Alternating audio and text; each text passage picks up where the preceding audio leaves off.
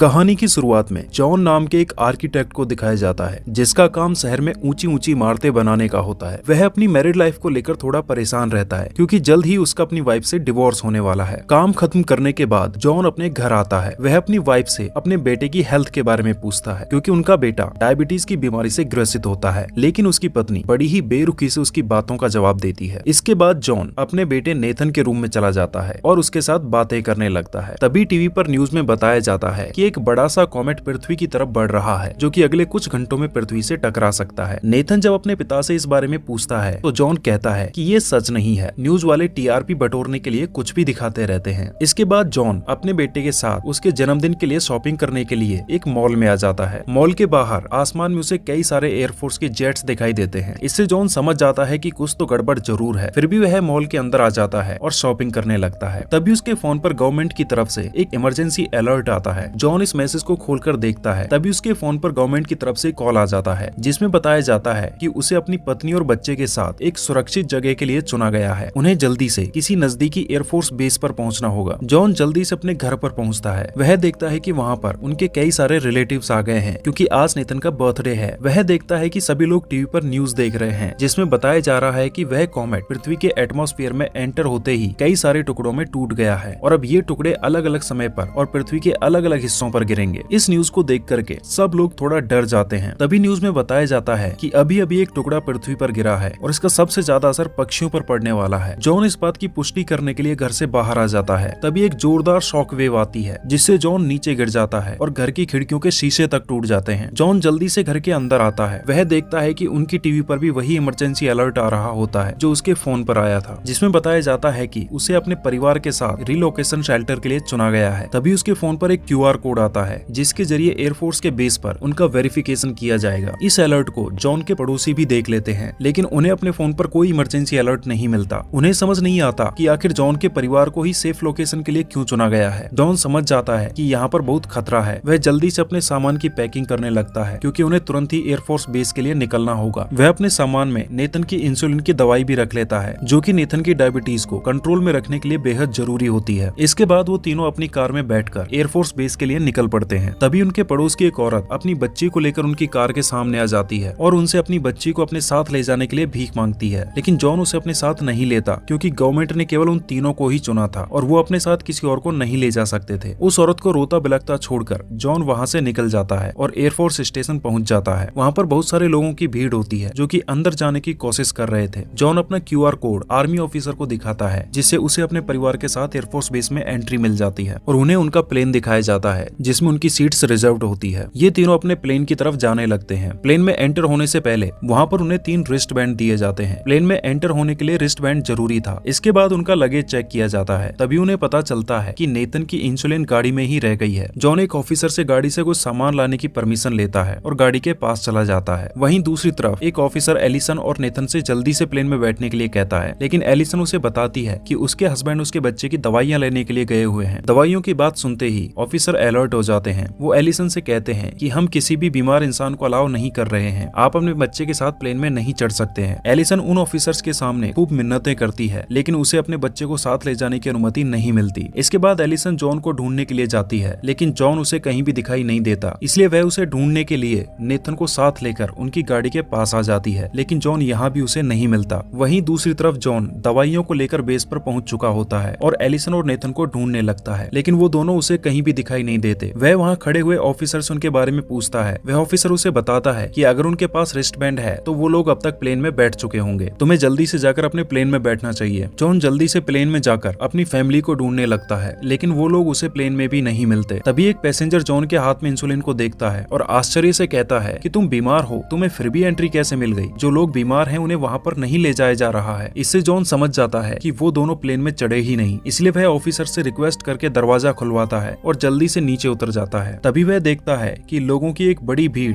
Barricades को तोड़कर plane की तरफ बढ़ रही है क्योंकि उन्हें पता चल गया था कि जिंदा रहने के लिए केवल एक ही रास्ता था और वो था इस प्लेन में बैठकर सेफ जगह पर जाना। जॉन इस भगदड़ से बचते हुए अपने परिवार को ढूंढने लगता है। वहीं दूसरी तरफ एलिसन गाड़ी पर जॉन के लिए एक मैसेज छोड़ती है जिसमें लिखा होता है कि वह नेथन को लेकर अपने पिता के घर पर जा रही है। इसके बाद एलिसन यहाँ से निकल जाती है। वहीं जॉन को जब वो दोनों नहीं मिलते तो वह बहुत परेशान हो जाता है। उसे डर होता है कि कहीं उनके साथ कुछ अनहोनी ना हो गई हो। थक हार कर वह अपनी कार के पास आ जाता है। यहाँ पर उसे एलिसन का वो नोट मिल जाता है जिसे देखकर उसकी सांस में सांस आती है। वहीं एलिसन अपने पिता के घर पहुंचने के लिए एक कार वाले से लिफ्ट मांगती है। वह आदमी अपनी वाइफ के साथ उधर के ही रास्ते से जा रहा था। वह उन दोनों को अपनी कार में लिफ्ट दे देता है। वह उन दोनों के हाथ में रिस्ट बैंड देखता है जिससे वह समझ जाता है कि उन दोनों को चुना गया था। जब वह एलिसन से इस बारे में पूछता है तो एलिसन उसे बताती है कि नेथन की बीमारी की वजह से उन्हें एंट्री नहीं मिली और उसका हस्बैंड भी एयरपोर्ट पर उनसे बिछड़ गया। उन दोनों को चुने जाने की बात से वह चिढ़ जाता है क्योंकि उसे और उसकी पत्नी को नहीं चुना गया था। इसलिए वह गाड़ी को रोकता है और एलिसन को खींचकर बाहर निकालता है और उसके पास से रिस्ट बैंड को छीन लेता है। वह आदमी एलिसन से कहता है कि तुम चिंता मत करना, हम तुम्हारे बच्चे को बचाएंगे। हम एक दूसरे एयरपोर्ट की तरफ जा रहे हैं जहाँ से हमको एंट्री मिल जाएगी। एलिसन उनको रोकने की काफी कोशिश करती है लेकिन वो लोग उसके बच्चे को लेकर भाग जाते हैं। अपने बच्चे से बिछड़कर एलिसन के शरीर से मानो जान ही निकल जाती है। वहीं जॉन एलिसन के पास पहुंचने के लिए लिफ्ट तलाश रहा होता है। तभी उसे एक मिनी ट्रक दिखाई देता है। वह वहां जाकर लिफ्ट के लिए रिक्वेस्ट करता है और उसे लिफ्ट मिल जाती है। ट्रक के अंदर कई सारे लोग बैठे हुए थे। इनमें से एक आदमी जॉन के हाथ में रिस्ट बैंड को देखकर पूछता है कि तुम्हें चुना गया था, फिर भी तुम गए क्यों नहीं। इस पर जॉन उसे अपने साथ घटी हुई पूरी घटना बताता है। वह आदमी जॉन से कहता है कि उसकी माँ को भी चुना गया था जिसे वो पहले ही ले जा चुके हैं और हमने पता लगाया है कि वो लोग उन्हें ग्रीनलैंड ले जा रहे हैं। वहाँ पर बड़े बड़े बंकर बने हुए हैं जहाँ पर इन धमाकों का ज्यादा असर नहीं होगा। वह जॉन को बताता है कि लोगों को लग रहा है कि केवल अमीरों को चुना गया है, पर ऐसा नहीं है। उन्होंने उन लोगों को ही चुना है जिनकी जरूरत उन्हें भविष्य में पड़ेगी। इसलिए उन्होंने हर एक प्रोफेशन से कुछ लोगों को चुना है ताकि दुनिया खत्म होने पर फिर से एक नई शुरुआत की जा सके। वह जॉन से उसका प्रोफेशन पूछता है। जॉन उसे बताता है कि वह एक आर्किटेक्ट है। वह आदमी कहता है कि तभी तुम्हें चुना गया है ताकि भविष्य में वो लोग तुमसे बिल्डिंग्स बनवा सकें। वह आदमी जॉन को बताता है कि हम लोग कनाडा जा रहे हैं, वहाँ से एक प्राइवेट प्लेन से ग्रीनलैंड पहुंचेंगे, लेकिन वहाँ पहुंचकर हमें बंकर में एंट्री मिलेगी या नहीं इसके बारे में कुछ नहीं पता क्योंकि हमारे पास चुने गए लोगों की तरह रिस्ट बैंड नहीं है। एक आदमी काफी देर से जॉन के रिस्ट बैंड को घूर रहा था। अचानक से वह जॉन पर हमला कर देता है जिससे ट्रक में अफरा तफरी मच जाती है और ट्रक का बैलेंस बिगड़ जाता है जिससे उस ट्रक का एक्सीडेंट हो जाता है। इस एक्सीडेंट में जॉन बुरे तरीके से घायल हो जाता है और इस हादसे में उस आदमी की मौत हो जाती है जो जॉन से बातें कर रहा था। तभी वह आदमी जिसने जॉन पर हमला किया था वह फिर से जॉन पर टूट पड़ता है, लेकिन जॉन वहाँ पड़े हुए एक हथौड़े से उसके सिर पर मारता है जिससे उस आदमी की भी मौत हो जाती है। ये देखकर सब लोग घबरा जाते हैं। इसके बाद जॉन नेथन की दवाइयों को लेकर पैदल ही वहाँ से निकल जाता है। अगले सीन में उस कपल को दिखाया जाता है जो नेथन को जबरदस्ती अपने साथ ले आए थे। वो लोग एयरपोर्ट पर जाते हैं और सिक्योरिटी ऑफिसर को बताते हैं कि उनके बेटे को चुना गया है और उसका रिस्ट बैंड भी उन्हें दिखाते हैं। तभी नेथन उस ऑफिसर से कहता है कि ये लोग मेरे माता पिता नहीं है, वो उसे चुरा कर अपने साथ लाए हैं। इतना सुनते ही आर्मी ऑफिसर उन दोनों को गिरफ्तार कर लेते हैं और नेथन को अपनी कस्टडी में ले लेते हैं। तभी एलिसन नेथन को ढूंढते हुए वहाँ पहुंच जाती है। वह वहाँ के ऑफिसर से नेथन के बारे में पूछने लगती है, लेकिन वहाँ पर बहुत सारे ऑफिसर्स थे इसलिए उनमें से किसी को भी नेथन के बारे में कोई आइडिया नहीं होता। तभी एक ऑफिसर उसे वहाँ लगे हुए कैंप्स में ले जाता है जहाँ पर बिछड़े हुए लोगों को रखा गया था। उनमें से एक कैंप में नेथन उसे मिल जाता है। अपने बेटे से मिलकर एलिसन बहुत खुश हो जाती है। तभी एक डॉक्टर वहाँ आती है जो नेथन का इलाज कर रही थी। एलिसन उससे कहती है कि हमें अपने पिता के घर लेक्सिंगटन जाना है। इस पर डॉक्टर उसे बताती है कि उस तरफ मिलिट्री का एक ट्रक जा रहा है, हम तुम्हें उसमें बैठा देंगे। वहीं दूसरी तरफ जॉन लिफ्ट की तलाश में होता है लेकिन वहाँ पर उसे कोई नहीं मिलता, सब लोग जा चुके थे। तभी एक घर के बाहर वह खड़ी हुई एक कार देखता है। वह उसकी चाबियों को ढूंढने के लिए घर के अंदर जाता है। घर के अंदर टेबल के एक ड्रॉअर में उसे चाबियां मिल जाती हैं। तभी उसकी नजर टीवी पर पड़ती है जिसमें बताया जा रहा था कि अगले कुछ घंटे में कॉमेट के सभी टुकड़े पृथ्वी पर गिर जाएंगे जिससे लगभग पूरी पृथ्वी खत्म हो जाएगी। जॉन जल्दी से गाड़ी लेकर वहाँ से एलिसन के पिता के घर के लिए निकल जाता है। जब वह एलिसन के पिता के घर पहुँचता है तो उसे पता चलता है कि एलिसन अभी तक वहाँ नहीं पहुँची है। इस बात से जॉन बहुत परेशान हो जाता है। तभी वहाँ पर रखे हुए फोन की घंटी बजती है। लाइन पर एलिसन होती है। वह बताती है कि वो दोनों कुछ ही देर में वहाँ पहुँच रहे हैं। ये सुनकर जॉन राहत की सांस लेता है। कुछ देर बाद एलिसन अपने बेटे के साथ वहाँ आ जाती है। ये सभी एक दूसरे से मिलकर बहुत खुश होते हैं और खुद से वादा करते हैं कि अब से हमेशा एक साथ ही रहेंगे। जॉन एलिसन को बताता है कि उसे एक आदमी ने बताया था कि आज रात यहाँ से एक आखिरी फ्लाइट ग्रीनलैंड के लिए निकलने वाली है। अगर हमें जिंदा रहना है तो हमें तुरंत यहाँ से निकलकर उस प्लेन तक पहुँचना होगा। ये सभी लोग यहाँ से निकलने की तैयारी करते हैं। तभी जॉन एलिसन के पिता से भी साथ चलने के लिए कहता है, लेकिन एलिसन का पिता यह कहते हुए मना कर देता है कि उसका जन्म इसी शहर में हुआ था और वह मरेगा भी इसी शहर में। इसके बाद जॉन अपनी फैमिली के साथ यहाँ से निकल जाता है। कुछ दूर जाकर ये लोग देखते हैं कि रास्ते में लंबा जाम लगा हुआ है। तभी यहाँ पर आसमान से आग के गोले बरसने लगते हैं। जॉन जैसे तैसे यहाँ से निकलकर जंगल के रास्ते से आगे बढ़ने लगता है। एयरपोर्ट पर पहुँचते पहुँचते इनको रात हो जाती है। जॉन देखता है कि आखिरी प्लेन रनवे पर है और टेक ऑफ करने वाला है। वह अपनी कार को भी रनवे पर ले आता है और प्लेन के सामने से उसकी तरफ बढ़ने लगता है, जिससे पायलट को प्लेन को रोकना पड़ता है। पायलट गुस्से में प्लेन से बाहर आता है और जॉन से कहता है कि ये तुमने क्या पागलपन किया है, तुम्हारी वजह से कई सारे लोगों की जान जा सकती थी। जॉन अपनी इस हरकत के लिए पायलट से माफी मांगता है और उसे अपने साथ घटी हुई पूरी बात बताता है और साथ ही उसे अपना रिस्ट बैंड भी दिखाता है, जिससे पायलट उन तीनों को प्लेन में बैठने की परमिशन दे देता है। जब यह प्लेन ग्रीनलैंड की टेरिटरी में पहुंचता है, तभी एक बहुत बड़ा कॉमेट का टुकड़ा पृथ्वी पर गिरता है, जिससे एक बहुत ही पावरफुल शॉकवेव निकलती है, जिसकी चपेट में इनका प्लेन भी आ जाता है और यह अपना संतुलन खो देता है, जिससे यह एक बर्फ के पहाड़ से क्रैश हो जाता है। इस क्रैश में किसी यात्री को तो कोई चोट नहीं लगती, लेकिन दोनों पायलट की इसमें डेथ हो जाती है। इस बात से जॉन का मन काफी विचलित हो जाता है। प्लेन से निकलकर ये सब लोग आगे बढ़ने लगते हैं। तभी कुछ दूरी पर इन्हें आर्मी के बंकर दिखाई देते हैं। ये सभी लोग जोर जोर से चिल्लाकर मदद मांगते हैं। तभी आर्मी के ट्रक वहां आ जाते हैं और उन्हें ट्रक में बैठाकर बंकर के अंदर ले जाते हैं। वहीं अब बहुत सारे कॉमेट के टुकड़े एक साथ पृथ्वी की तरफ आ रहे होते हैं। सभी लोगों को बंकर के अंदर बंद करके दरवाजों को सील कर दिया जाता है। बंकर के अंदर सब लोग बाहर धमाकों की आवाजों को महसूस कर सकते हैं, जिससे सभी डर के मारे कांप रहे होते हैं। कुछ घंटों बाद सब कुछ शांत हो जाता है, लेकिन अभी भी ये लोग बाहर नहीं निकल सकते थे, क्योंकि बाहर का वातावरण बहुत ही गर्म था और हवा भी सांस लेने लायक नहीं थी। और ऐसे ही कई महीने गुजर जाते हैं। अब 9 महीने बाद बंकर का दरवाजा खोला जाता है और दिखाया जाता है कि दुनिया के बड़े बड़े शहर जलकर खाक हो चुके हैं। सब कुछ तहस नहस हो गया है, लेकिन केवल यही लोग नहीं थे जो पृथ्वी पर जिंदा बचे थे। रेडियो के जरिए इन्हें पता चलता है कि दुनिया के और भी बड़े बड़े देशों में ऐसे बंकर बने हुए थे, जिनमें लोग अभी भी बचे हुए थे। अब इन सब लोगों को मिलकर फिर से मानव सभ्यता का निर्माण करना होगा। और इसी के साथ यह फिल्म यहीं पर खत्म हो जाती है।